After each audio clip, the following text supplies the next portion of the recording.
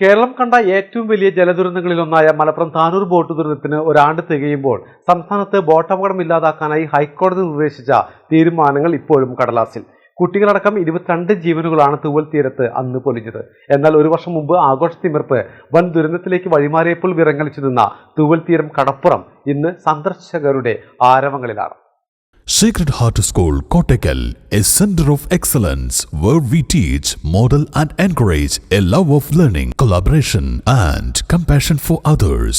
സംസ്ഥാനം കണ്ട ഏറ്റവും വലിയ ജലദുരന്തങ്ങളിൽ ഒന്നായാണ് താനൂർ തൂവൽ തീരം ബോട്ട് ദുരന്തം അറിയപ്പെടുന്നത്.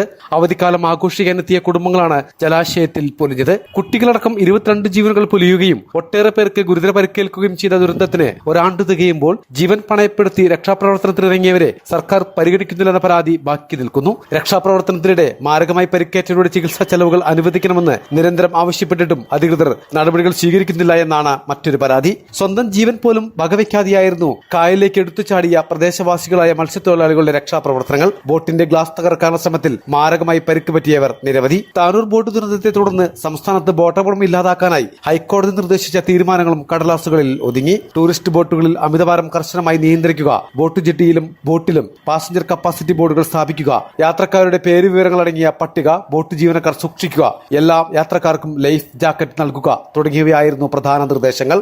അതേസമയം ഒരു വർഷം മുമ്പ് വിറങ്ങടിച്ചു നിന്ന തൂവൽ തീരം ഇന്ന് സന്ദർശകരുടെ ആരവങ്ങളിലാണ്. മലബാർ ടൈംസ്, താനൂർ.